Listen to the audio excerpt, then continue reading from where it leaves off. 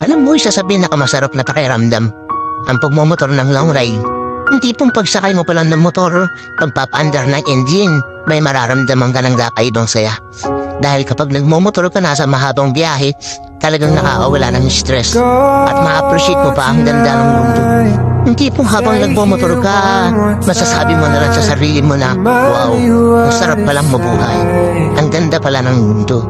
Lalo na kapag ang patakbo mo ay chill lang. I-enjoy mo lang talaga ang moment. Madami kasi tayo kanya-kanyang problema sa buhay eh. Pero pag nagmumotor ka na, makakalimutan mo ang problema mo. Lalo na kapag maganda ang view, maganda ang kalsada, tapos di mo namamalayan, nagkakaroon ka na pala ng positive mindset. Dahil magaan ang pakiramdam mo eh. Kaya kapag stress ka na, kailangan mo lang din talaga minsan ng mahabang biyahe bilang isang pahinga. Ang weird, no? Kasi nakakapagod magmotor.